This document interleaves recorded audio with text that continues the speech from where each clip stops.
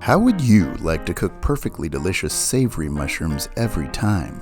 Well, you've come to the right place. While shrooms may be a mystery to some and outright scary to others, never fear, because we're about to take a ride on the shroom train where shiitake happens with today's recipe, garlic butter mushrooms. Did you know that the darker the mushroom, the higher the concentration of flavor? Or that mushrooms are a natural source of glutamate, the amino acid found in MSG? You'd be surprised at how much there is to learn about these tasty fungi, especially when it comes to eating them.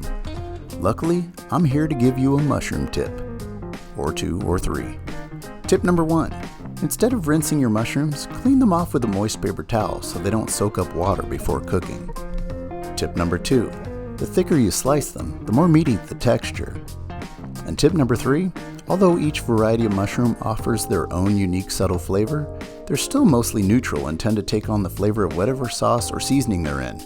So feel free to put your own spin on them.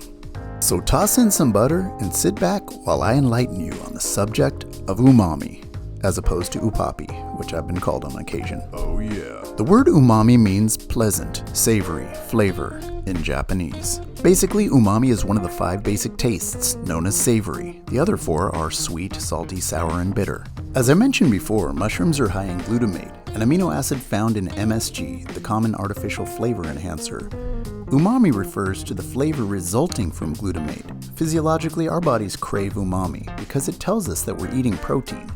So mushrooms in particular make a great meat substitute, not just because of the delicious taste and chewy texture, but because they trigger an actual chemical reaction that tricks the brain into thinking you're eating meat.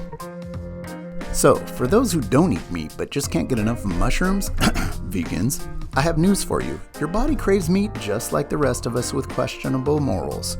But never fear, there's always mushroom to grow. If you're following along with what I'm doing on the stovetop, you've probably noticed that I added salt, pepper, some kind of herb, and what looks like garlic. Well, you're right. And if you want the full recipe and a proper list of ingredients, you can always find them in the description below. Tip number 4. If you want to brown your mushrooms, which we're doing with this recipe, you want to cook them on medium-low until all the moisture is evaporated out of the pan. With a little time and patience, not only will the moisture disappear, but the butter and oil that you initially cooked them in will return to the pan and act as a delicious sauce. Then, we just add a little Parmesan cheese, and trust me, it'll pair well with virtually anything. Steak, grilled chicken or fish, or eat it straight out of the pan like I do, because I'm a fun guy, and you can be too. If you like this video, don't forget to click like and subscribe and leave a comment because we love hearing from you.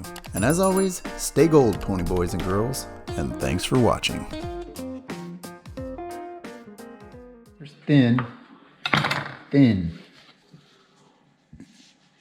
Oh.